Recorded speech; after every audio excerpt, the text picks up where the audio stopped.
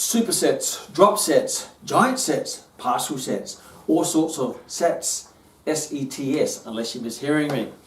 Yes, welcome back to the Kmax. We're talking about sets, or more importantly, alternative overload techniques, which are expressed through sets and repetitions. Now, if you haven't already watched it, go back to the previous Kmax, which looks at repetitions and the application of that from a physiological, anatomical point of view, looking at what reps does for you with the increase of strength, increased muscle size, muscular endurance, and it attaches everything to the energy timeline and the energy systems and the different types of muscle fibers. And we're going to talk about that today, but not just limited to number of repetitions in a set, but how those repetitions are performed, whether they're partial or slow, or you add another weight or drop a weight or whatever it might be. Now, what's important today and how I like to share my maybe experience and my knowledge is I'm not here to tell you what to think. I'm here to teach you how to think. So I'm going to go through a process that you can use based on anatomy, physiology, biomechanics, and apply that process to all forms of training techniques and training methods and alternative overload techniques or high intensity training methods, whatever they may be wrapped as, and be able to see through them from an anatomical point of view, and for you to evaluate it from an anatomical point of view, physiological point of view, and come up with your own evaluation rather than just hearing it from someone else and just believing it because they've got big biceps or they're a fitness guru or whoever they might be. I want you to be able to think for yourself and be a leader rather than a follower, which unfortunately there are a lot of them in the fitness profession and in life in general. So let's have a look at the different types of alternative overload techniques that you're going to be exposed to.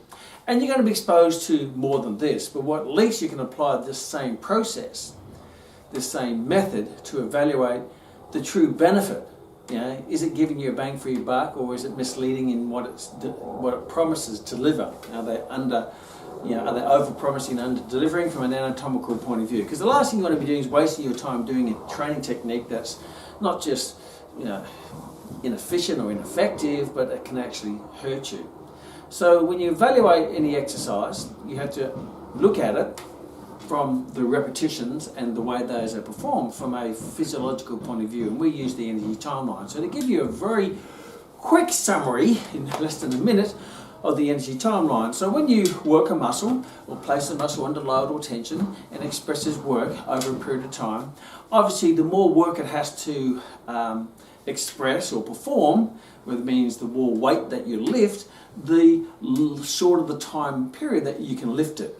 You're going to fatigue faster carrying a heavy weight. So if I'm running around the block and I'm just wearing this jacket, then I can run quite freely. But if this jacket happens to weigh 50 kilograms, then I'm not going to be able to go as far as I would on a light jacket because I've just got more weight to bear, more weight to carry, and I'm going to fatigue faster.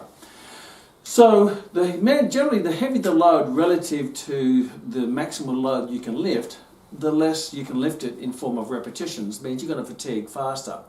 So if you lift your maximal load, say a 1 RM, 1 repetition maximum weight that you can lift for 1 repetition, or you go to absolute potential, or you put your maximal force in and you lift the heaviest load you can for 1, then that's what we call MVC, maximum voluntary contraction. So that application of that energy expenditure and the energy you use is in the phosphate energy system. So the phosphate energy system is the first 10 seconds of maximal effort. First 10 seconds of maximal effort. So if you're fatiguing within 10 seconds where you can't lift the weight any more times, then you're in the phosphate energy system, and that uses ATP, adenosine triphosphate, and creatine phosphate as a form of fuel, which we covered very much in depth in the last session. That also, in that energy timeline, you're also activating what we call fast-twitch muscle fibers. Now, in that zone, that's where you're really expressing high amounts of force to develop strength and power. So if you want to get stronger, that's probably the area that you want to be in if you're training at an elite level. And a byproduct of increasing your strength over time means you also get it's not an exact relationship, but you also get an increase in muscle size once the neurological adaptations have taken place, and then the body starts to resort to laying down more muscle tissue, building your muscle fibers. You're actinomycin filaments, therefore you've got more contractile cross bridges between the two filaments, then they increases your amount of strength that you can express through increasing muscle size. Now, the further you go down the energy timeline, if the weight is light enough and you can keep going, then you're going into the lactate energy system, where you start to use a source of energy called glycogen that is broken down to replenish your ATP to keep enduring that force over a longer period of time. And you're going to get a byproduct of lactic acid, which basically means you're going down into the lactate energy system. Now, the further you go down the energy timeline, 2 minutes and further, the further you go down, the lower the load that you can lift. I mean, the less the load you can lift, because you have to lift it for a longer period of time, whether it be more repetitions or over a longer period of time. So now you're going into more muscular endurance, lactate endurance, and you're going to go more away from the fast-twitch muscle activation, more to activation of your intermediate fibers, your fast oxidative glycolytic, where your true fast-twitch fibers are called your fast glycolytic. And then if you keep going, you're going to go into the aerobic energy system, where you're activating your slow-twitch muscle fibers. So if you want to develop maximal strength and maximal force and maximal power and maximal muscle size, you want to be going as safely as you can to the phosphate energy system. So you might be doing repetitions of 1 for the elite powerlifters and the Olympic lifters, and you may go up to maybe 15 repetitions. It's going to take you into the lactate system, but it's going to be close enough to the phosphate system to get a carryover effect or a crossover effect to increasing strength, increasing power, increasing muscle size, and it's going to be safer because the absolute load that you lift is going to be less, but you're lifting it for more times. Therefore, it's going to be less stress on the joints, but more repetitions on the joints. So that's a very quick summary of the energy timeline, which we're going to be referring to when we look at different training methods that you're going to be exposed to. So whatever the training method it is, you always look at it and go, okay, how does this work physiologically? How does this work anatomically? And what is going to be the benefit of this? Is it going to be endurance or strength or power or muscle size or whatever it might be? And that's what we're going to look at today. So what I'm going to be doing is asking you questions based on your knowledge or the knowledge that you're going to gain from maybe watching my previous couple sessions. I did a session on the energy systems, then I did a session on repetitions and the energy systems. And today we're going to be looking at types of repetitions, or what we call alternative overload techniques, and how that affects the energy systems, and therefore you can determine what is going to be the metabolic byproduct and the benefit from that particular training method. So number one, when you look at any training methods, and there's plenty of them out there, and we'll go through each one and do a quick evaluation. But first of all, the method to evaluate any form of overload or alternative overload technique. The most important question is it safe? Because the number one rule as an exercise professional is you will not hurt your client. And what's the point of training or exercising if it's going to hurt you, that's going to take you out of training and exercise?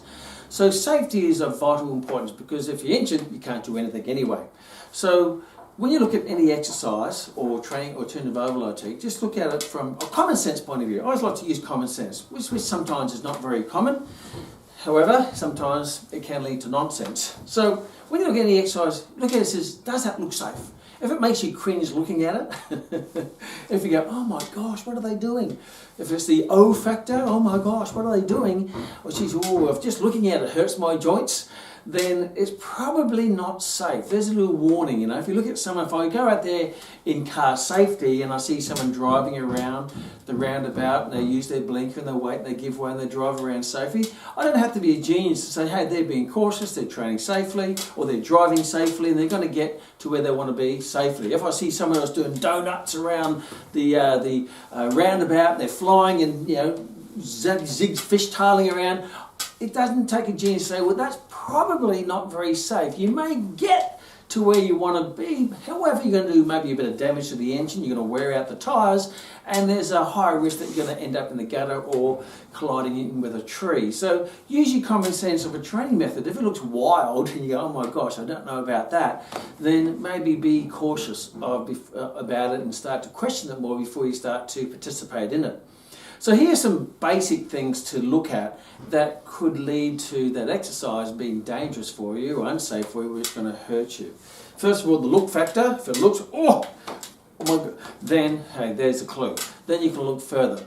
Now, is the load that the person lifting, is it really, really heavy and they're struggling to lift it? It's a massive weight relative to them, because the massive weight for me may not be for you, because you're super strong and I'm just a mere mortal. However, relative, does it look like, oh my gosh, they're like, trying to lift it? And there's a clue that, yes, there might be some circumstances that you want to train someone to that level where they're training for an elite sport like powerlifting or Olympic lifting, where it really takes the extremes of exercise.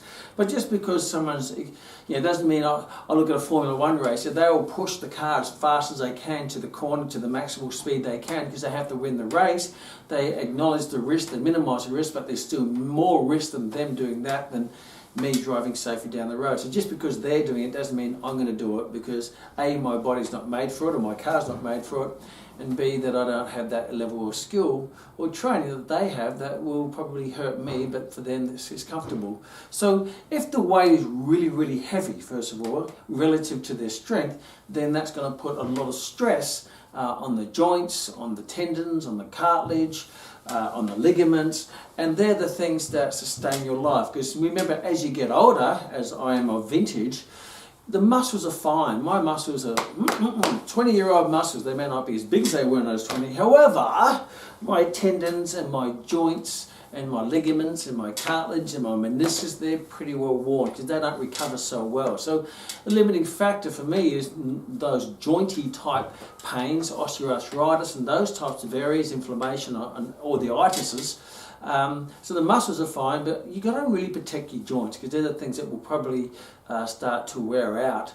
Your muscles don't tend to wear out because they have a good blood supply and they're very active tissue and they recover very well.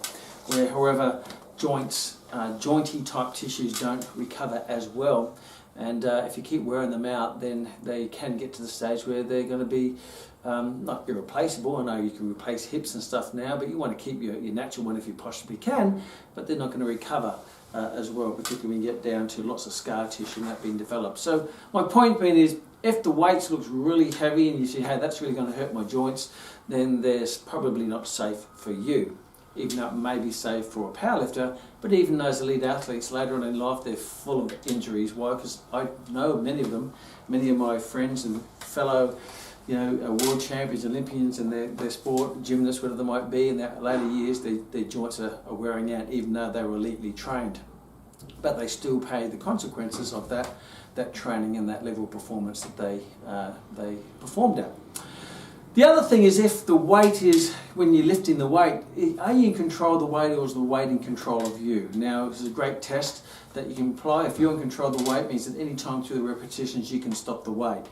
But if at any time through the repetition that you can't stop the weight and you rely on momentum or bouncing off your chest or momentum to get it up, then now you're not in control of the weight. Now, one of my mentors and old friends of mine, Michael Burke, taught me that lesson. He says the best way to evaluate whether you have, if it's safe, is if you can control the weight. It means that any time you can stop it, and it may take a bit of effort to stop it, but you're not using that bouncing or you're not swinging the weight. If you're swinging and using momentum and bouncing it and using that ballistic properties with a weight, then the weight plus that acceleration and change of direction is going to express a high amount of force and stress across the joints, particularly in those points of change of direction. So understand some athletes might use what we call plyometrics and ballistic weight training and dynamic weight training, one of the areas that I did my master's degree on, and they prepared to take the risk because obviously their sport involves that type of performance, using momentum and trying to activate the stretch reflex, or what we call the myasthenic reflex, and to get those fast muscle fibers performing at a maximal level. But for the average person who's training for health and well-being, or your sport may not require that type of stress. Like if you're a swimmer, you don't require that type of training because your environment in your sport is not like that. So if the exercise uses momentum or big changes of direction or bouncing techniques, dynamic techniques, ballistic techniques with a weight, then there's a clue. That's a big warning sign that it's probably unsafe, because if something goes wrong, then you don't have time to correct it because the weight's in control of you, and all of a sudden you've hurt yourself. You've crashed into the gutter like the person who is spinning his car, doing fishtailing up, and all of a sudden they lose control and they go off the road. Well, they're not in control of their car, the car's in control of them. You're not in control of the weight's in control of you, so your body may end up in the ditch later on. So there's another little tip when you're looking at safety. The other thing to look at is the alignment of the load. Now, is the load being applied to the body in its natural way? So joints are designed to, and they're beautifully designed. They're designed for compression. They can handle compression. They can handle traction. So because they're aligned so beautifully in their biomechanical structure. They're not always so much designed for forces going across the joint or rotational forces through the joint. Now they can do that by all means, and they do that normally when you're lifting loads which are light, that it requires force going across the joint, like throwing something, throwing a spear, throwing a rock, as we did back in hunter and gatherer days. But they're designed to do that, but not necessarily at a high repetition. Not continually always throwing, or doing it with a weight. So when you do an exercise that puts the load across the joint, or makes the joint rotate, then I want you to imagine this. Imagine that if I've got my two hands, this is one bone, this is an adjoining bone, and if I push them together, no challenge at all. I don't hurt anything. If I put them apart in that direct alignment, no challenge at all. If I do this, if you do this to your hand, within seconds you feel heat. Heat is friction, and that's going to that's wearing out. Imagine that's like a sandpaper, and it's just wearing out. If I get sandpaper on wood, I've got sandpaper on wood, and I push down on the wood, the sandpaper is not going to wear out the wood. If I pull up from the wood, it's not going to wear out the wood. But if I go across the wood like that with sandpaper, it's going to wear out the wood. So when you apply loads across a joint, and they're mostly expressed in exercises such as isolated exercises like leg extensions, where the load goes across the joint, not through. Where a squat, it goes through the joint. Where leg extension, the load's at the distal end of your tibia, and you're lifting up this way, and that's putting the load across the joint. So the two bony surfaces are going to start to do this. They're going to slide across each other. Maybe in a minimal amount, but it doesn't need a lot. Doesn't matter how little it is. If it's doing that with load on a continual basis, it's going to be, if I get a piece of sandpaper and I just do little movements like this, you can hardly see the movement. It's still going to wear out the wood.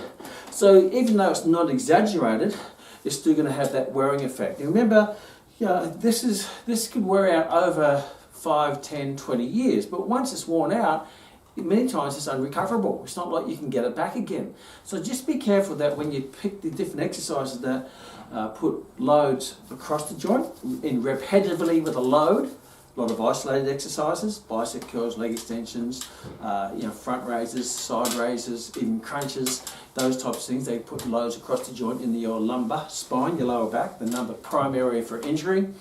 Or it involves rotation, where the bones have to rotate, still have a shearing effect and a rotational shearing effect. So if you're lifting loads and you're rotating with loads, rotating and doing that with a load, then that's going to accelerate the wear and tear of the joint. Now, some people at an extreme level will justify it through the sports that they do. I'd argue that, hey, you get enough wear and tear in the sport, why are you accelerating those potential sport-specific injuries in the gym? But that's another discussion. So, two are heavier loads, too heavy. Two is loads that apply forces across the joint or rotational forces. Anything that number 3, which is number 2, is using momentum. And number 4, putting your body in a biomechanical position that is not natural for itself where you're lifting a load. So you're lifting a load with poor posture. And for whatever reason, sometimes they put you in that poor posture, dysfunctional position. A lot of exercises are done in a very awkward position. They get you on the ground to do weird, mimicking an animal or something like that. But remember, I'm not a gorilla. I don't have the skeletal system of a gorilla or a monkey or a snail or whatever it might be. So why are you trying to mimic animal movements in my exercise program? Because I'm not an animal. I'm a Homo sapien. I stand in the upright position. I walk on 2 legs. So don't get me down in exercise positions a trendy name, hey, we're going to do gorilla walks or whatever it might be. Well, I'm not a gorilla. I don't have the architecture in my skeletal system as a gorilla. I don't have the joints of a gorilla. I don't have the musculature of a gorilla. So if I forced a monkey or a rabbit or a snail, a snake, or any animal and try to force it to exercise in a human postural position, then it will probably cause a lot of discomfort and pain and eventual injury on them as well. So there's a nice little handful of things of how you can evaluate whether an exercise is safe before you start to apply any of these alternative overload techniques. So safety is number one, because if it's not safe, no matter what the benefit will give you, those benefits will be short term, but you will be left with the long-term consequences of osteoarthritis or tendonitis or tendinopathy or osteitis or synoviitis, whatever it might be. And I've experienced a lot of them myself because I'm full of injuries from all the crazy things. Now, when I go through today and I look at these different exercises, yes, I've done them all. I've experimented more, and I particularly experimented when I didn't have the knowledge that I have now. So I have personal experience from the benefit or the minimal benefit which I was getting. I was getting maximal feeling. Wow, I feel the burn. I feel this is fantastic. This is different. But really, it was just the wrong different, and it wasn't the right different that led to the right result for me. And if anything, I'm paying for some of the consequences now because I'm riddled with lots of underlying injuries which I manage now. So, number one, safety. Now let's have a look at some other key things just to ask questions about, and more importantly I'm going to use examples of different alternative overload techniques so you can get a better understanding of them. So first of all, when you look at the set that you're doing, how many repetitions are you doing? So remember, the more repetitions you do, the more the stress is going down to the lactate and aerobic energy system. The less the repetitions, the more it closes down to the phosphate system, fast-twitch muscle activation. So when you look at it, says how many repetitions am I doing, and how does those repetitions, where does it place me on the energy timeline? Does it put me up close in the phosphate system, activating fast-twitch muscle fibers, getting good amounts of force and strength and all that bit, or does it place me further down the energy timeline, which is more lactate, slow-twitch muscle fibers? So how many repetitions am I doing? And the second one is how long, because the repetitions might be done slowly. So the next question is how long is the muscle under load? Now, the longer it's under load, the lighter load that you can lift. The less it's under load, the greater potential of weight that you can lift, because you don't have to lift it for as long. So how long is your muscles under load, under force, under tension for? And that will give you an indication of whether it's more strength orientated or whether it will be lactate endurance orientated. And then where does it place itself exactly on the energy timeline? If the set takes anywhere between 6 to maybe 12, 13, 14, 15 seconds to perform, then you know that's close to the phosphate energy system. If it's 1 or 2 seconds, 3, 4, 5, 6, 7, the more seconds it is, the more it goes down to the lactate energy system. So where's it placed on the energy timeline from a time point of view, using how many repetitions, so how long the muscle's under load, and where does it place itself on the energy timeline? And then where it's placed will activate fast-twitch muscle fibers, which are fibers that are activated when you express high amounts of force for a short period of time, or you're activating slow-twitch muscle fibers or intermediate fibers, which are expressing lower amounts of force for a longer period of time. So remember, if you want strength, you want muscle gain, you want to be activating the fast-twitch muscle fibers and some of the FOG or the intermediate fibers. And certainly you also will get activation of the slow twitch. So if you activate fast twitch, you're going to be activating the slow twitch anyway. But if you activate just a slow twitch, you're not going to activate the fast twitch, because the load's not going to be heavy enough to activate those fast twitch muscles that start a high expression of force in a short period of time. You're starting a car in third gear. You never actually, because you don't have to go fast. So I remember when I had a BMW, my first BMW, and my first gear, for some reason, it was a manual. In the first gear, the gear wouldn't go into first gear. And I got a quote to get it fixed, and the quote sort of, made me sort of like this. But I learned how to manage how to start the car, get it going in second gear rather than first gear. So I got around in second gear, so I wasn't accelerating very quickly. So if I'm at a red light and someone's behind me and the light went green, I didn't go off quickly. or they'll go, come on, who's this? This must be a slow driver. But it wasn't, I just didn't have a first gear. So I never really activated first gear, which is like activating the fast twitch muscle fibers. Down the track, I got a friend to actually fix it for me, and then I could activate that. So if the load is low and you're going to lift it for a long period of time, you never actually activate those fast twitch muscle fibers, which, as we shared in the last session, are really important for lifestyle, because they're the ones that stop you from falling over or catching something or lifting something heavy and all that type of thing. So are they activating fast twitch or activating slow twitch muscle fibers? And does the training technique, does it force you to increase the load, means it's set up so you can lift heavier loads, or because you have to endure it, does the load decrease? So if the load's decreasing, means I have to do lots of repetitions, or I have to do it a long time under tension, means the load's decreasing. Now if the load that you're lifting is decreasing, then that means the force on the muscle that's lifting the load is also decreasing. So decreased load, you're going to decrease in force. And if you get a decrease in force, that means the muscle doesn't have to produce as high amount of force. It can produce a low amount of force for a longer period of time. So you're activating the slow twitch muscle fibers that have ability to endure, keep lifting at low levels of force for a longer period of time, but you're never going to activate those fast twitch muscle fibers.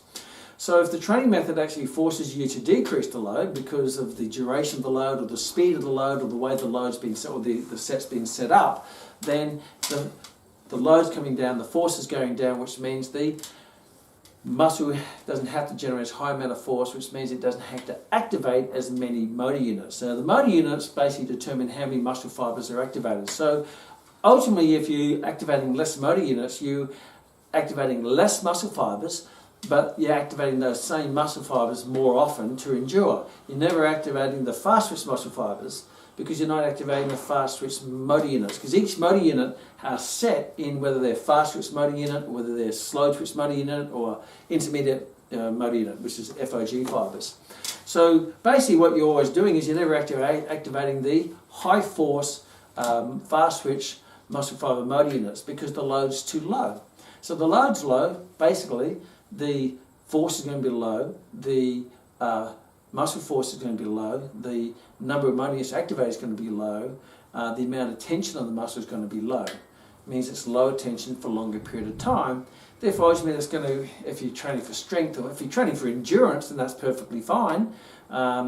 But if you're training for strength, or really increase your metabolism, or increase your muscle density, or increase your strength, or increase your bit of muscle size to change your body shape, if you really stimulate a physiological change, then you're probably better off up at the fast twitch motor fiber end and the phosphate end of training, rather than the endurance end, which is the slow twitch muscle fibers, lactate, aerobic energy systems, which you get a metabolic burn, which means if you go down the endurance path, high repetitions, long tension, you're going to get, because you're in the lactate system, you're going to get a build-up of a byproduct, a metabolic byproduct called lactic acid.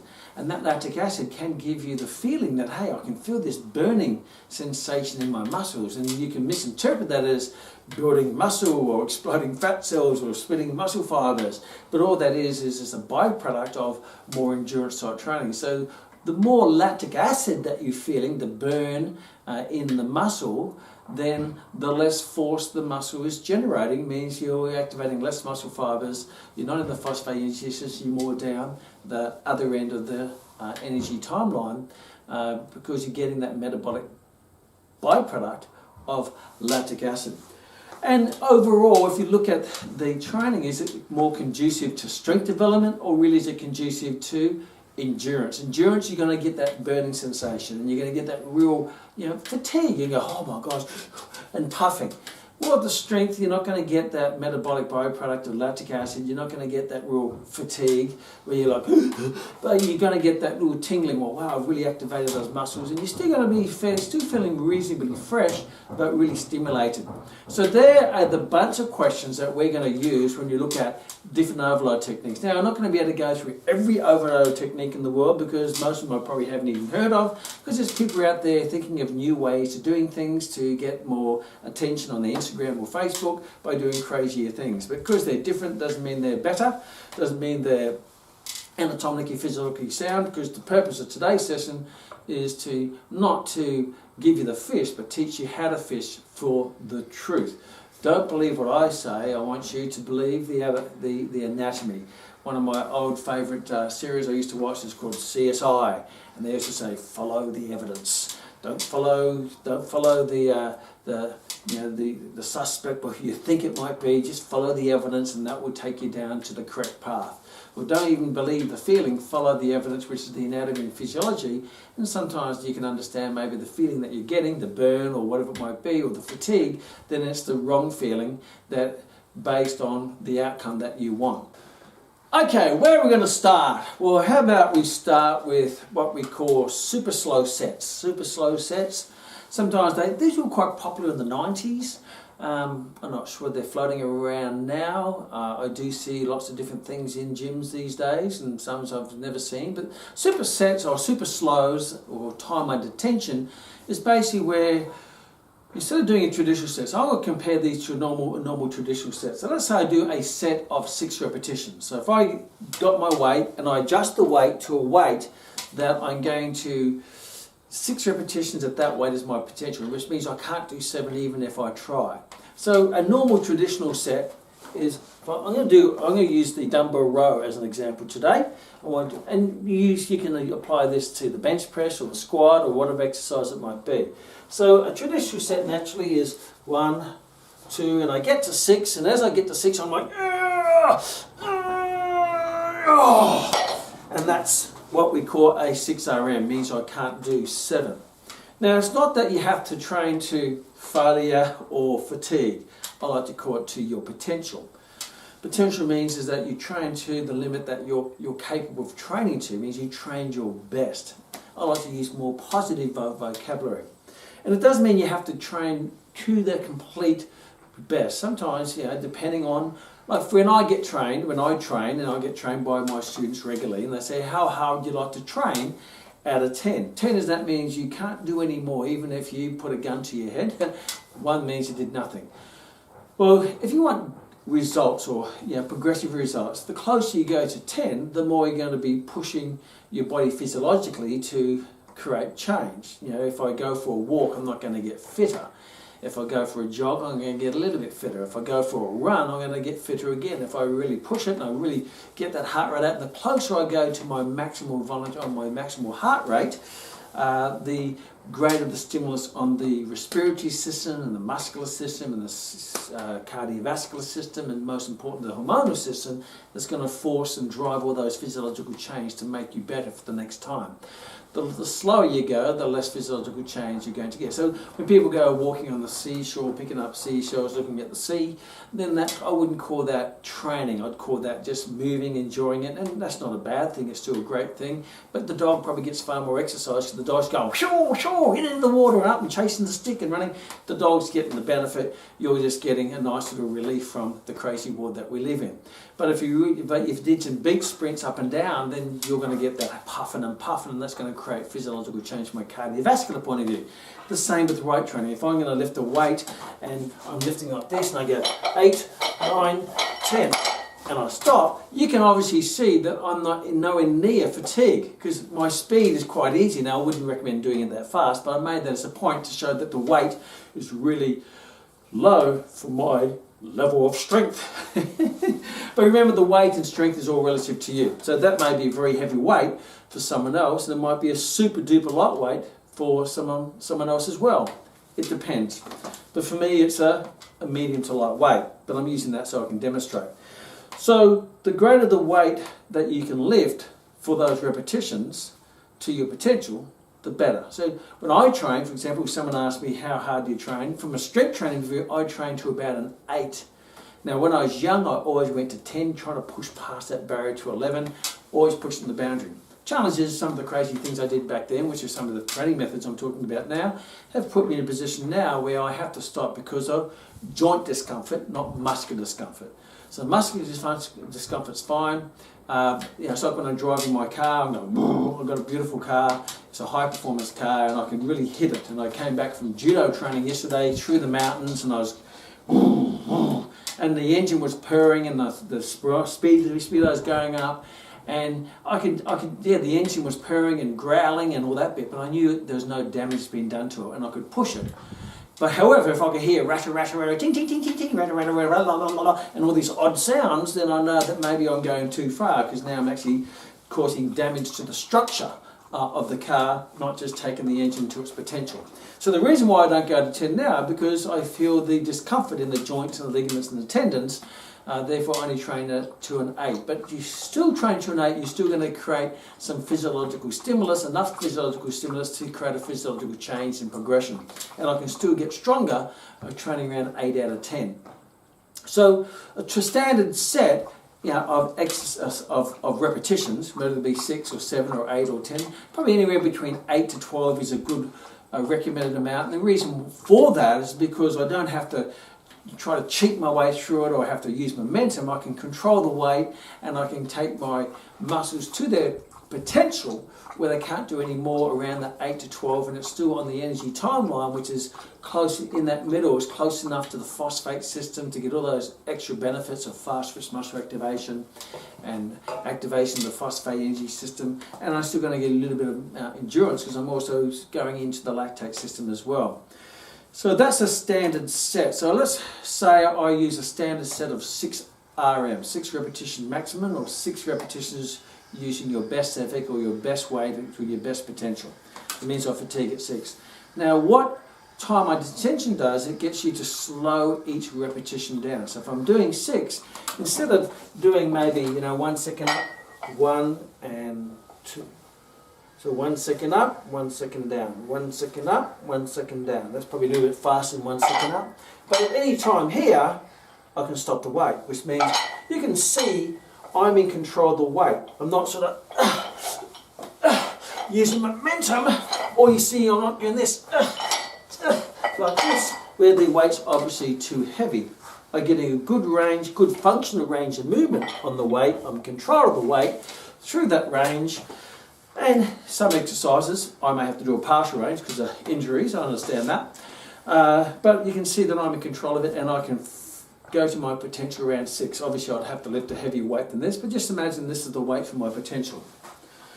If I can do it super slow, I still do maybe 5 or 6 repetitions or 6 repetitions, but I do really, really slowly. So instead of doing normal speed, what I do is I'll go 1, 2, 3, 4, 5, down, 2, 3, 4, 5, up, 2, 3, 4, 5, down, 2, 3, and I do 6 repetitions.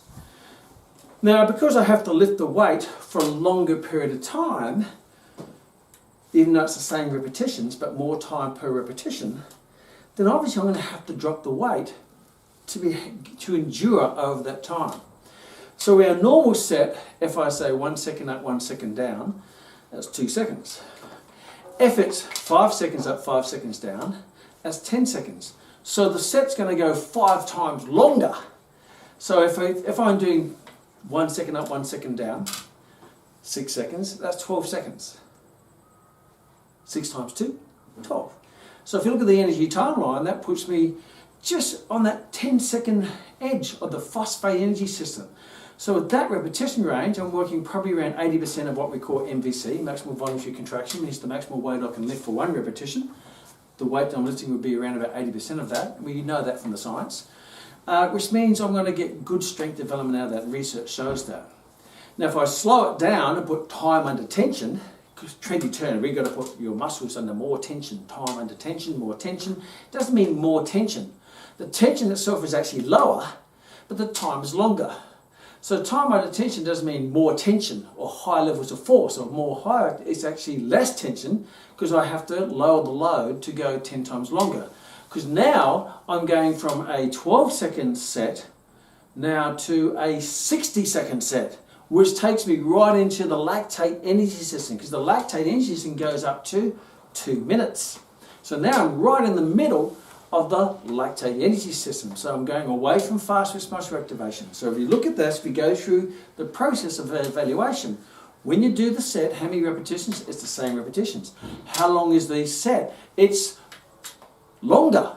It is 5 times longer. So it's a longer set. Therefore, where does that put that in the energy system? It puts it way into the lactate energy system, What does it do to the activation of fast twitch associates? It's way into the slow twitch range, away from the fast twitch range. What does it do to the weight? What do you have to do to the weight? You have to lower the weight to endure that 5 times increase in time. So the weight comes down. Therefore, if the weight's coming down, what's going to happen to the force? The force is coming down. The force is coming down. What's going to happen to the motor units? Recruitment. They're going to come down. You're going to recruit more slow twitch motor units, and you're going to recruit them over and over again to endure through. You're not going to, just because you're fatiguing doesn't mean your body goes back to activating fast twitch muscle fibers, because they won't get activated. They only get activated if you need to accelerate with a heavier load. So you're not going to activate them, you're just enduring the slow twitch smaller muscle fibers, because slow twitch muscle fibers are a lot smaller than big fast twitch muscle fibers. Therefore the load's coming down, the force is coming down, the motor units are coming down, the tension's coming down. Is it more conducive for strength or endurance? Well, obviously it's more conducive for slow controlled endurance. And it's super slow, which is wonderful, and it's very, very safe, I understand that. But it's not even reflective of daily life activities, unless you're a sloth or turtle or snail who moves very, very, very slow, because you're training muscles to move very, very slowly. And it's quite interesting that research also supports this. There was a research by a gentleman by the name of Keogh, who published it back in the late 90s, and he compared all different overload techniques to traditional weight training. And he found the alternative overload techniques, they didn't really increase in strength at all. They increased endurance, but they didn't increase strength. That goes back to muscle or training specificity. Means your outcomes will be specific to the stimulus. So if you train for endurance, your endurance will increase. If you train for strength, your strength will increase. But if you increase, but you won't get a massive increase in endurance. The further you are away from the strength part of the energy timeline, the less likely there's going to be a change. Not to say there won't be a change. There may be a minor change for a novice person who's never trained before, because all training is going to be good. But once that's going to diminish very, very, very quickly. I actually did a study when I was doing my master's, and it was a side study outside my master's thesis. And I got 2 groups of training. One group did super slow training, 5 seconds up, 5 seconds down, and the other group did normal traditional weight training. It's exactly what I'm doing today. 6 repetitions normal speed, or 6 repetitions on 5 seconds up, 5 seconds down. It was a 10-week study, and I measured muscle size and strength. And what I discovered in that time frame, I measured strength by a 3 RM exercise. So 3 RM is right into the phosphate system, expressing high amounts of force.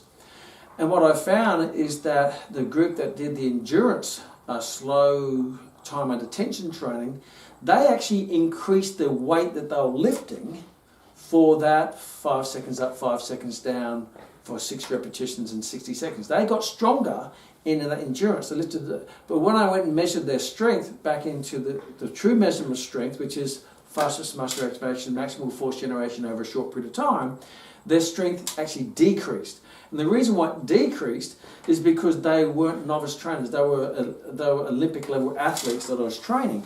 So they started with high levels of strength because that's how they were always trained. Then I went on to this 10-week cycle of super slow training. Their endurance got better, but their strength actually went down because they weren't training that way anymore. So they actually got weaker rather than stronger, but they got more endurance in that specific type of training. When I compared them to the group that just did traditional weight training, then their strength went up as well, and their muscle size went up. The endurance set, the time under tension set, the slow trainers, their muscle didn't change at all. They had no change whatsoever. Their strength went down. That's probably because of neurological reasons. They weren't activating those neurological pathways so much anymore. They were driving slow, not fast, but they didn't get any loss of muscle size. They maintained the muscle size they had beforehand. However, the strength oriented increase in strength, the traditional, and increase in endurance. And that was also shown in Keogh's research published in Strength and Conditioning Research, which is very much a peer-reviewed, high-level research journal.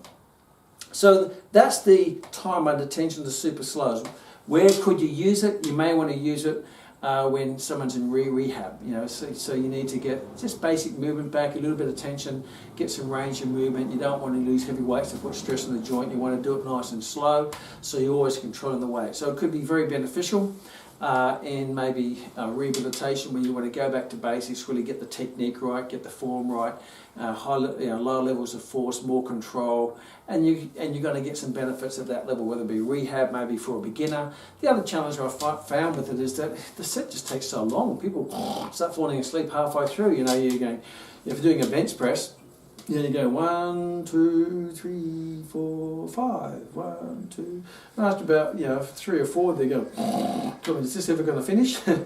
If you've never done it before, you get this incredible burn because it's slow. The lactic acid doesn't buffer out as fast or get milked out of the muscle as fast. So you get this build up of lactic acid, and if you're not used to it, you get this incredible burn. When I first trained back in the late 80s and early 90s with it, I found, wow, I'll get a great pump. That's all it was just a pump, and I soon deflated very soon after that without any extra benefits or results. So super slows, there's a nice evaluation. There could be some application for beginners or rehabilitation, but if you really want to go down the path of strength, then and increase in muscle size, increase your physiological changes in the muscle, then it may not be the best option for you, even though it is very, very safe because it's so slow. It's very hard to crash the car when you're doing 20 kilometres an hour on the motorway, but it's not going to get you where you want to be as fast as you want to get there.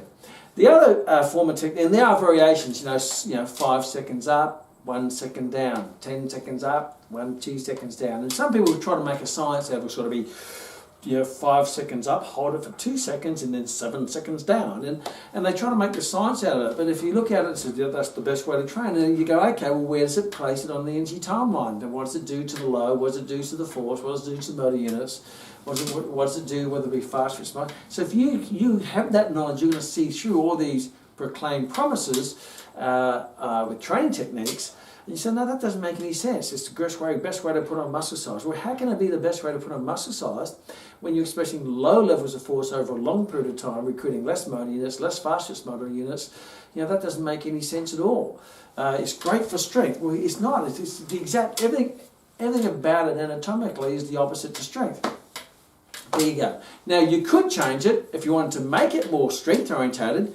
Maybe just do 1 or 2 repetitions. So you increase the weight, still do the slow repetition, 5 seconds up, 5 seconds down, that's 10 seconds. So if you go with a really heavy weight, 1, 2, 3, 4, 5, down 2, with a really heavy weight that I can't do a second rep, then yeah, that's time, well, it's not even time under tension, you're just doing slow repetitions. Because the time under tension is now only 10 seconds, but it's only 1 repetition, which is should ideally from a physiological point of view be similar to doing 5 repetitions at 1 second up, 1 second down, because the total amount still equals 10 seconds. But there's some good food for thought, isn't there? So the great thing with training techniques, when you have a good anatomy and physiology background, you can build that, because when you know your fundamentals anatomy and physiology, you can see through all the smoke screen of the noise and the claims and the promises and the, hey, they call it super and all this time under tension and maximal, whatever it might be. But really, when you look at it, it doesn't necessarily follow the rules of science. Let's have a look at another technique, which we call drop sets. Now, drop sets, you don't drop the weight because that's not good etiquette in the gym. Drop sets is basically I do a number of sets after each other with no rest in between. So what I'll do, I'll use 6 again as an example. I'm going to do this set here. Just say this is my best weight for 6 repetitions. So I do my 6, 5, I can't do any more, and I go to my potential, or some people call volitional failure or fatigue. I like to call it potential your best. So what you do then is you can't lift any more reps at that weight. So what you do is you take the weight off, or you have a number of dumbbells or barbells where you strip the bar, take weights off, with only a couple, just enough time to bring the new weight in, a lighter weight, to keep doing another set, ideally as many as you can, maybe around 5 or 6. That's a drop set. That's called a double drop. It means you drop twice. All right? A triple drop is where you drop 3 times. It means I do another set and I fatigue, and then I strip the weight even further, or get a lighter dumbbell, and now you could keep going if you wanted to, a quadruple drop, until you're virtually lifting a thimble because you're so fatigued. and you get an incredible burn, incredible feeling. You come out and you go, oh my God, man, I feel that. Yeah, well, that's really high intensity training. That's really high intensity. Well, first of all, when you look at that term high intensity in cardiovascular is measured by the higher the heart rate. The higher the heart rate, the closer to your maximal heart rate, which is normally measured 220 minus your age, that's the higher the intensity. So the faster you run, the steeper the hill, the higher your heart rate, the higher the intensity. But you can't maintain that for long periods of time. High intensity in strength training is the weight is closer to your 1RM or maximal voluntary contraction. So the heavier the weight and the closest to your maximal weight for one repetition, the higher intensity. So when you're doing a drop set, first of all, the first set of 6, yes, you're probably in that range of the phosphate energy system as discussed before, activating fast-twitch muscle fibers. The next set of sets, 6, that adds another 12 seconds of exercise, maybe another 2, another 12 seconds. So that takes you to 24 seconds. So that second set is out of the phosphate system. Now it's pushing you into the lactate system, and that's where you feel it in the burn. You go, oh my gosh, I feel the burn, I feel the pump, yeah, it's good. And if I drop it again, then I go at another 12 seconds. Now I'm way down into the 36 seconds into the lactate energy system. So the question is, what is the benefit of going from that phosphate system, fast-twitch muscle activation, and then jumping into the lactate system, and jumping further into the lactate system where I keep pushing the muscle, really I'm enduring the muscle. So if I look at that from a training point of view, from an anatomical point of view, and we already looked at what does it do. So yeah, the repetitions, it's increasing the repetitions, so you're increasing the timeline into the lactate system. What's it doing to the muscle under tension or load? It's increasing it. So I'm increasing the time of the load, a time that the muscle's under load by reducing the weight and keep going.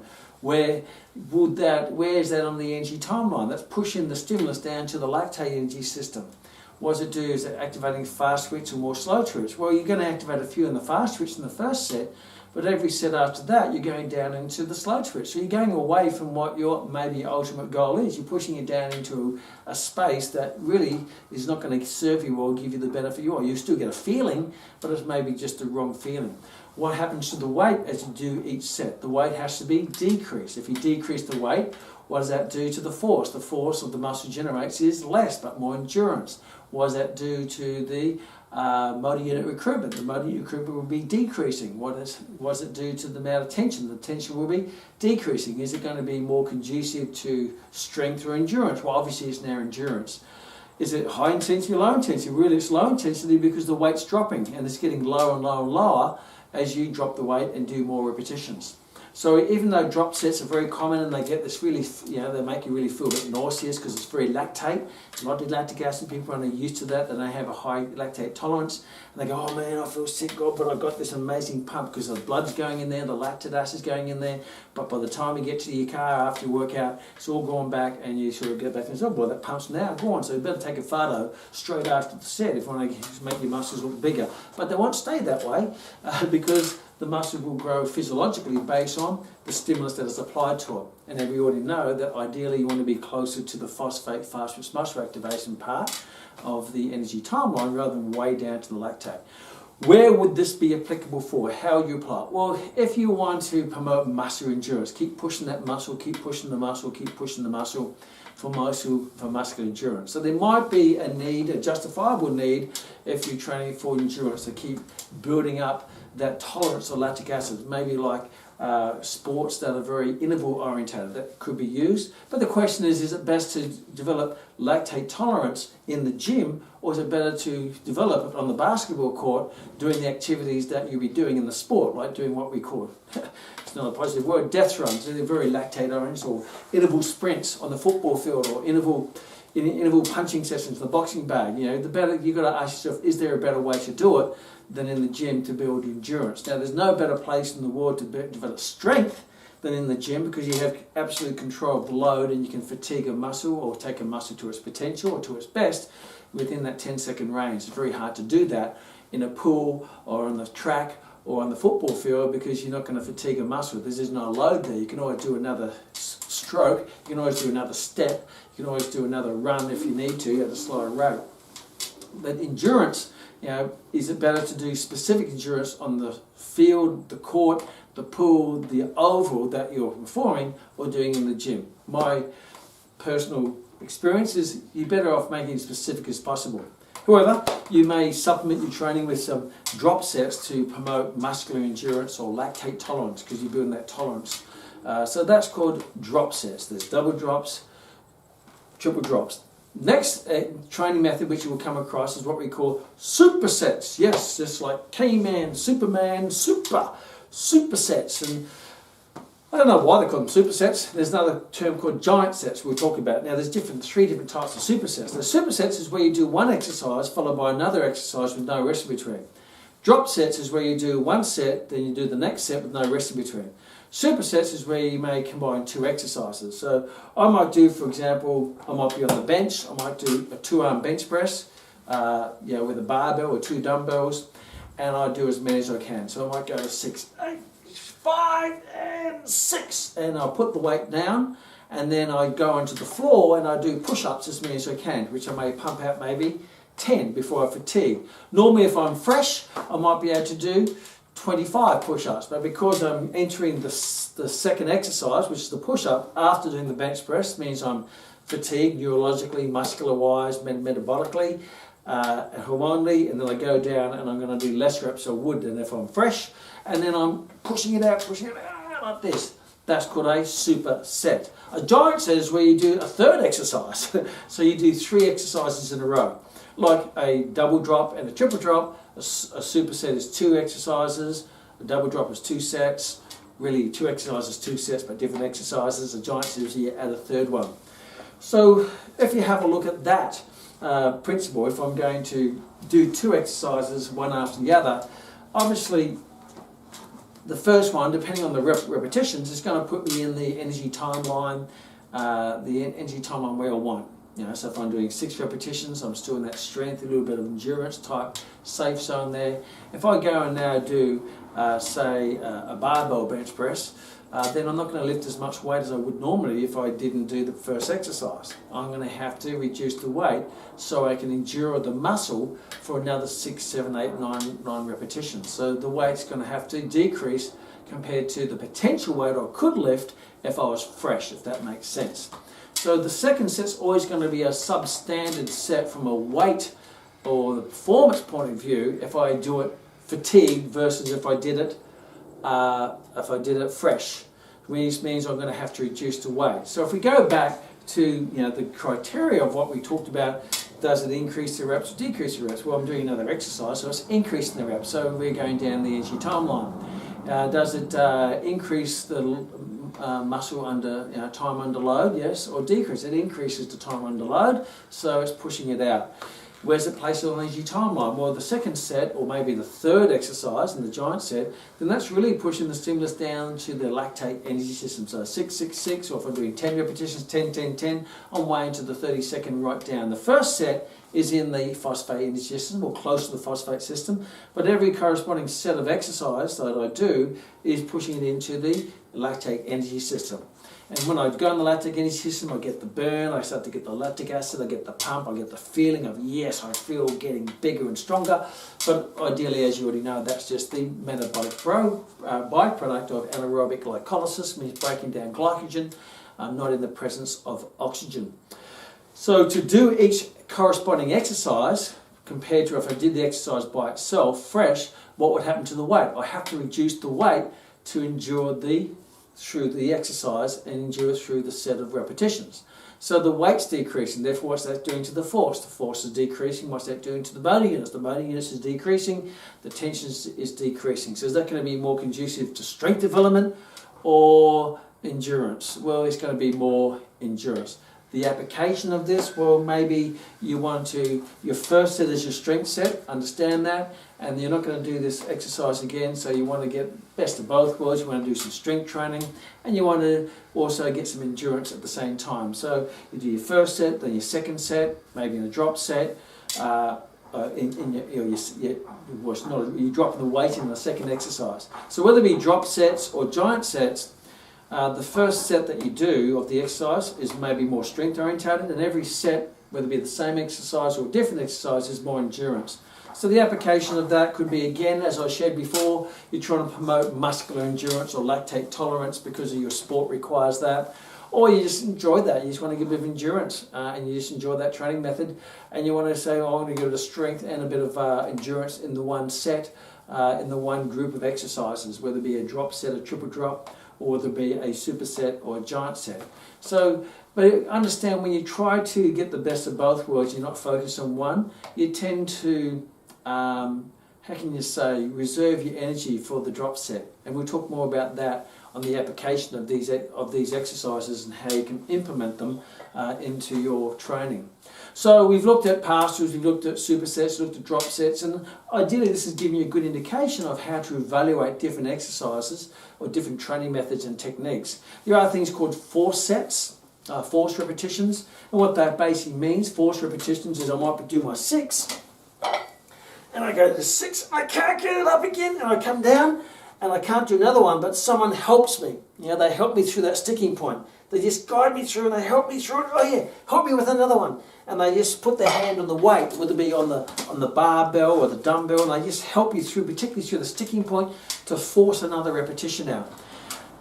And that's all good and wonderful.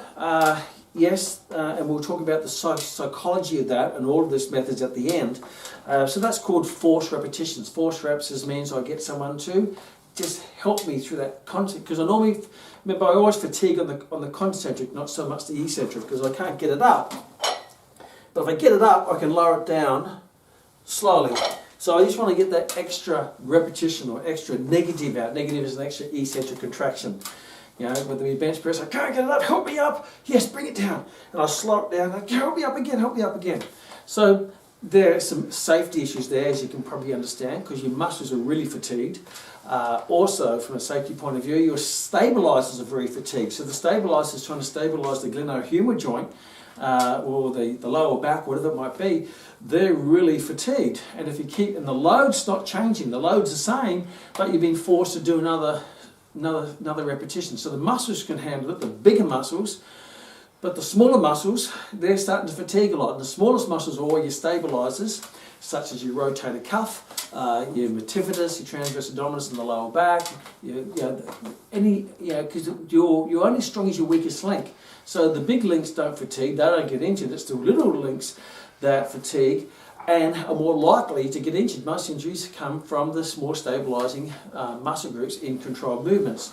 So just be careful that if you go down this path, then you're increasing we're pushing those weak links to their breaking point, even though the big muscles, you're not going to have a challenge such as the pecs and the quads and so forth, they'll be fine. But all of a sudden you tweak your lower back, or you aggravated the sacroiliac joint, or L4, L5, or you impinge the rotator cuff, your supraspinatus, or what it might be, and all of a sudden you're, oh my gosh. So remember, safety is really important, and the question there is, are you going to get any extra benefit by doing that extra force repetition? And that's certainly very much debatable. Yes, you've already gone to volitional fatigue or volitional potential, means you're going to your potential your best. And if you're going to push your car even further over the red zone, then it may go into the brake zone. And the question is, will you get any benefit, extra benefit, by taking that risk? It's always going to be a risk-benefit type equation. And for the general population, the risks are certainly not worth it. The higher the stakes, the higher the risk. So if you're competing for the Olympics or you're a front row in the All Black, you may want to train greater to that potential, because there's a greater prize if we're happy to push the body to that higher level. You better take that racing car to the peak so you can win the Formula One race, whatever it might be. But that's be very careful, because using that as a reasoning to do what you're doing is not a good reason. You know, any excuse from the extreme, an extreme example is not really a good example whatsoever. So an argument from the extreme is not a very good argument. Well, the Olympians do it, yeah, I understand that, but you find that Olympian what they're like when they're 50 years of age and their body's starting to cave in or fall apart from all the crazy training they did when they were young. And I see a lot of that because that was my space. I used to specialise in training those Olympic level, international level athletes. So when it comes to force reps, yes, again, that extra few repetitions is really pushing it into the endurance. The more force reps you do, the more endurance that you're pushing it through, but you're doing it now in a very fatigued stay with the same high load, it's going to increase the potential for injury. So yes, the force stays the same, the weight stays the same, but now you're getting external assistance to push that muscle past what it can possibly handle naturally, and you've got to be careful with that, because that could bite you on the backside through injury, because it's like taking a car far past its safe zone, and then things will more likely start to fall off. So that's what we call force repetitions. There are things people use eccentrics, means they focus on the eccentrics, and there's a number of ways to do the eccentrics. Eccentrics are I fatigue. I do a set to fatigue, and then what I do is I cheat the movement up, lift it up and lower it down, and then I use momentum to get it up and lower it down. So that's like doing force repetitions, but to do some more eccentric loads under fatigue. So you're using another body part to cheat it up and getting it down, and cheating it up and getting it down.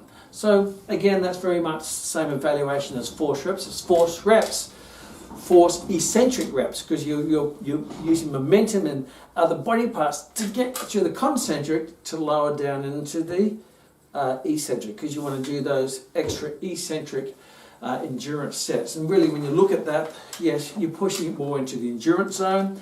The load's the same, you're completely fatigued, you use momentum, and then again, I'm not going to repeat the obvious safety challenges or concerns or risks with that, because now you're using momentum on a fatigued muscle.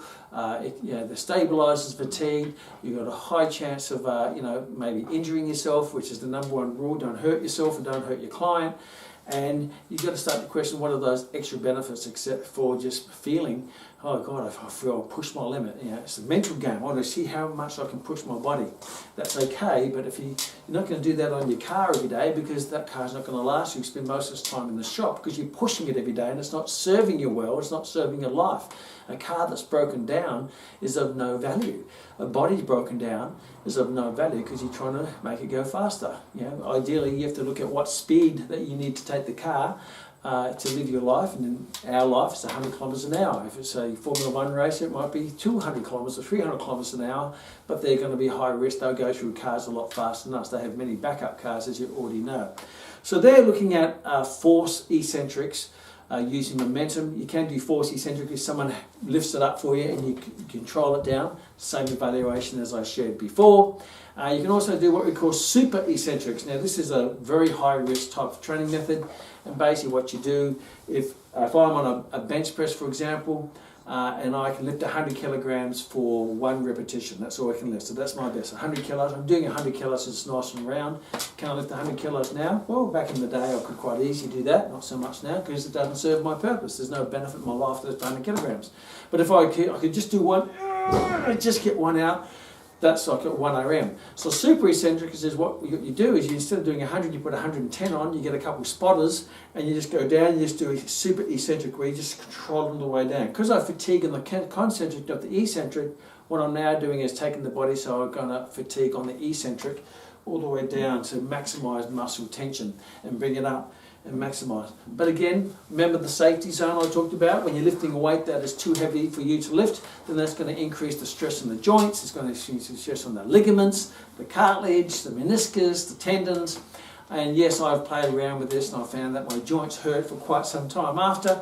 But you do have elite Olympic lifters or powerlifters or elite athletes play around with it. My suggestion, as you can see my little puppy dogs here, come to benefit me. Hey, little Brutus. That's a very hard one to justify because of the risk benefit. And the research has shown no real benefits of doing that. It's just that you're increasing more fatigue, more stress on the body and the joints. So you got the eccentrics. My suggestion is go to your potential, doing a good, safe, controlled set, because safety is the number one. Now, I talked briefly about supersets before, and there are 3 different types of supersets. I mentioned just supersets doing the same muscle, so I might do squats and then go and do some alternative dumbbell lunges, or I might do a leg press and do some squats, or I might do a seated row with chin-ups, or I might do bench press with push-ups. That's the same muscle. You have another one called PHA supersets, peripheral hard action supersets, where I basically do upper body than lower body. I might go and do some chin-ups, then I do some squats, and then I do some push-ups. So I work my back, I work my legs, I work my chest. And I just do all three without a rest in between. And I guess those types of training methods are used sequentially in circuit training. So I do my upper body, and I want to keep moving, so I go and do my lower body. And while I'm doing my lower body, my upper body is recovering a little bit. Then I go and do my upper body again. And while I'm doing my upper body, my legs are recovering. So that is a typical setup in a circuit. I don't just do push-ups, dips, bench press, because I'm just going to burn out if I just do those three in a row. So PHA supersets are used in circuits where you've got a whole bunch of exercises executed sequentially. You have to put a bit of thought in not just the, you want to make sure they get the best out of the exercise, not have too much of a carry effect of one exercise to the other. That will affect the benefit of the intensity of that exercise. So that's where PHA means peripheral heart action. You go upper, lower, upper. Peripheral heart action basically means you're shunting blood to the upper, and then when you work your legs, you're shunting blood to the lower, because the body tends to do that. With vasoconstrictor where it doesn't want to go, and vasodilate where it does want to go, and it goes up, and it's supposed to give you a bit of a cardiovascular effect. And all training is going to give you some benefit. So circuit training, that could be used for that. The other thing it could be used for is if you're, and I've done this many times myself, I just don't have time to do a long workout. I don't like long workouts at all. So I'll just go and do, for example, when I train a rowie here, I have a chin-up bar and a dip, and we got a good set of kettlebells, 28 kilogram kettlebells, they're a good weight. And rowie will do chins, she'll do dips, and just do a set of dumbbell squats. And the workout's done in less than 5 minutes. Not too much time resting in between. Just go 1, 2, 3, boom, get it done, get the stimulus. And obviously we're not training for elite sport or elite performance, but that's plenty enough for us to get a good workout in a short, brief time, because a lot of the workout is wasted time where you're waiting in between sets, where I have to wait for to rest for my next set or my next exercise. Most of training is waiting. Get rid of the waiting, construct the exercises in a way that you can time effectively do them to the level of performance that you need to do them for your goal or your life, maybe not to the elite, but to the level that will serve you well, that will save you a lot of time, because in this time-starved society, the number one reason why people don't exercise is because I don't have time. So looking at all of those, they're just some examples of alternative overload techniques. Use those principles which I share with you to evaluate the exercise. First of all, safety. Is it safe? That is vital, because an injured person is not going to be a training person. When I'm injured, I'm not training, I'm not competing in my beloved sport of martial arts, and I'm not even participating in life as much as I'd like to, and I'm injured. A car in the mechanic's shed is not a car that you want. You want it out on the road enjoying life. Doesn't mean you have to go and push that car to 300 kilometres an hour. You can have a great life doing 100 to 150 kilometres an hour, 150 maybe in the autobahns in Germany, but not so much here in New Zealand. So is it safe? Is it increasing the repetitions or decreasing the repetitions? So if it's increasing the repetitions, it's likely that's going to change where it's on the energy timeline. Is it increasing the time the muscle's under load, or decreasing the time the muscle's under load? Because the more time under load, the lower the load's going to be, because it's going to push it down to the lactate energy system. Where does it place the stimulus on the energy timeline? More towards strength or endurance, phosphate or lactate, or even cardio or aerobic. So have a look at that. Is that type of training going to be more conducive to activating fast-twitch muscle fibers or slow-twitch muscle fibers? Well, in life we need fast-twitch muscle activation, because slow-twitch get used all the time. So does it force you to increase the load or decrease the load? So if it's decreasing the load, because you have to lift it over a longer period of time, it puts it into the lactate system, or increase the load. Does it increase, if the load's decreasing or increasing, does it increase the force or decrease the force? If it's decreasing the force, then that's not conducive to strength, that's more endurance for a long period of time, or increasing the force. Does it increase motor units or decrease motor units? Does it increase tension? Does it decrease tension? What are the metabolic byproducts? Do you have this lactic acid build-up or this burn? If that's the case, then that's a close in the lactate energy system. There's some good things to look at. Is it more strength conducive or endurance conducive?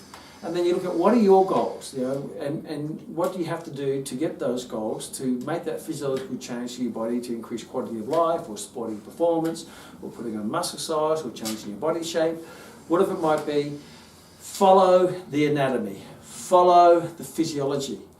Follow that and you will not get sidetracked and led down garden paths, other people's garden paths which are full of promises but no real substance to the promise. There's just lots of feelings and emotions, and you've got to be careful. You have to use your logic, and today is all about logically helping you to evaluate the benefits. Now, if you do want to implement some of these alternative overload techniques, because many of them are quite mentally draining, because you've got to push your body and you get that lactic acid. You know, say in athletics, the hardest track event is a 400 metre, because you just have to train so hard to endure through that lactic acid. You know, Usain Bolt, the greatest sprinter of all time, when he was younger, he was a 400 metre runner, and he's more biomechanically designed for a 400 metre runner. He's tall, he's got long limbs, so he's got good stride length.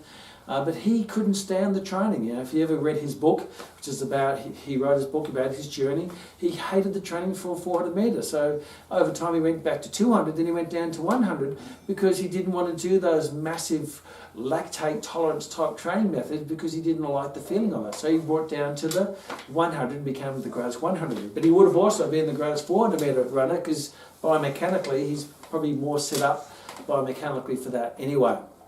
So there's that lactate type tolerance type training in those sets, and that lactate tolerance, that burn, that pump, that's not intensity. Remember, that's actually lowering intensity and during that low intensity over a period of time that builds up the pump, the blood flow, the lactic acid, the burn, the feeling, the emotion. And many times if you attach that emotion and you attach it to building muscle or getting stronger, then you're attaching the wrong emotion to the wrong anatomical process, because strength and power and muscle size, you don't get so much of a lactic acid burn. You get more of a stimulus of activating more motor units and muscle fibers to get increases in strength and eventually muscle size.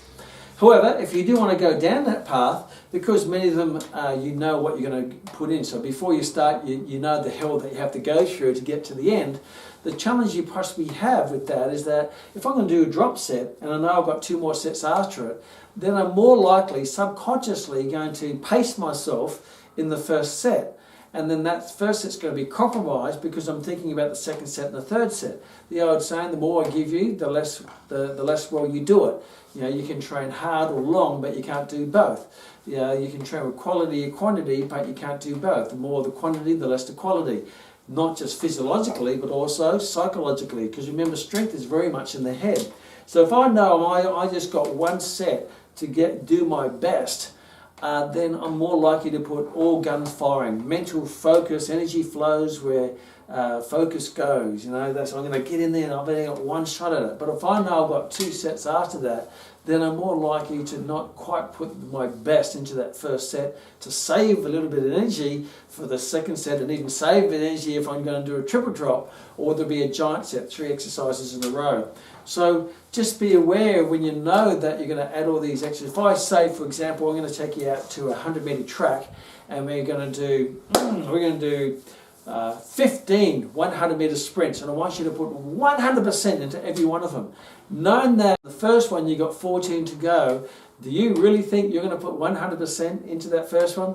I don't think so, because subconsciously you're thinking, I have to get through 15 of these, therefore I'm going to hold myself back to endure through all the extra 100 metre sprints, to endure through the drop sets, to endure through the giant sets, whatever that might be. So just be aware is that when you do these, many times you actually pace yourself through. So you actually decrease that first set, which we know from a physiological point of view is the most important set, because that's the set that is closest to the phosphate energy system and the fastest muscle activation and the developing strength, which is where you get your greatest physiological change and strength and muscle change rather than muscle endurance. So be aware that when you do this, you're going to pace yourself. And the other thing is, if you're training someone, if you're a trainer and you want to train someone and you want to apply some of these into your training, and you better have good justification why you do that, because remember, your client is paying you for the best results and the best use of their time with the less chances of injury. So if you can't justify it, from a anatomical point of view that directly links to their risk benefit to their goal and the safety issues, then you best not do it. But if you can, you're going to use these. Don't tell them what you're going to do. You know, so we're going to do bench press, then we're going to go and we're going to drop down to do some push-ups. Because when on the bench press, guess what they're thinking about? They're thinking about the push-ups. So what's going to happen to the performance in the bench press? It's going to subconsciously be down, and they're going to have a substandard bench press followed by a substandard set of push-ups. So substandard, two substandards don't make a great standard. You're better off just getting rid of the push-ups and just say, let's do the bench press to you 100%. That's going to be better than doing, two half efforts don't make a full effort. Two less than potential sets don't make a potential set. Two less don't make a great. However, if you are going to do that, when you do the bench press, don't tell them you're going to do the push-up. Don't tell them you're going to do the push-up. Surprise them. So they've got 100% in here, and then you do the push-up. And the other thing is, if you're going to do it, don't do it all the time, because if you do it all the time, they'll get a gist of what you're doing. Oh, we're doing bench presses. I know we're going to do a drop push-up straight after this. So subconsciously, they know what you're going to do. So they subconsciously pace themselves through it. And the purpose of strength training is to focus on your best set, your best potential effort. Don't take away from the focus of their best by adding extra layers of stuff that are diminishing. So with all these extra sets, drop sets, giant sets, super slides, all you're doing is you're going to get diminishing returns. You eventually will just overtrain because you're pushing your body to fatigue and this high repetition. You hit training plateaus, and eventually your performance will go down, and eventually you'll end up possibly with injury. So use them sparingly, not all the time, because if all the time they're predictable and they're high repetition, and high repetitions means repetitive strain injuries on tendons and joints and cartilage. So repetitive. So remember, be careful of how much you spin the wheels in the car, because you'll burn out the tread. You only spin the wheels when it's going to be of benefit, but don't overdo it. You will overcook the turkey. Make sure it's perfectly cooked. Don't overcook it. An overcooked turkey is not the best turkey to be serving on Thanksgiving's Day or Thanksgiving's evening. Also, if you're going to put these into a training program or a training session, don't do it at the start. Do it at the very end of the session. So if you've got a certain number of exercises you want to get through with good quality, good performance, taking people to their best or to their potential, don't fatigue them at the start. You want to get all the best sets out, and then you may want to do one or two of these types of exercises, would be drop sets or giant sets at the end, where after you've done the main sets or the main exercises that you get the main benefits from. So don't put them at the start. If you're going to do them, finish the session off with these as a goodbye gift, as a little lactic acid burn or a little muscular endurance for them. And also be very aware, be very careful that when you go and push through this zone of extra endurance or pushing the muscles past what they normally do, would be 4 sets or negatives or drop sets or giant sets, be very strict on technique, because when they're fatigued, then their muscles fatigue, their stabilizers are fatigued, therefore they can't stabilize the joints as well as they could or should. Therefore they're going to be a greater susceptible to injury, wear and tear, stress on the joint. And when people are fatigued, they will tend to try to possibly cheat or use momentum or alternate their technique to squeeze the set out, and that is when you have that high chance of injury, where you compromise technique, form, body posture, stabilization. So everything's fatigued. So you're going to be very careful that you maintain perfect technique. When you're doing, you're better off doing less reps better than more reps poorly, that will lead to a poor result, particularly when you get injured. So when you use these techniques, if you're going to use them sparingly, use them with purpose. You have to justify them and implement them without letting them know, so they don't pace themselves. That way you can at least maintain the quality of the first set of the drop set, the first set of the giant set, or the first set of repetitions before you do any force reps or negatives. So don't tell them, keep that as a surprise, and the best way to keep it a surprise, don't do it very often, so when it does come, they are surprised. But most importantly, what I find is a lot of these training techniques, they have lots of promises, there's lots of activity, there's not a lot of productivity. Sometimes the productivity is down because you've got too much activity going on. Stick to basics, that way you never have to go back to basics, and the basics will give you all the results that you want, and most importantly, safely on the Kmax.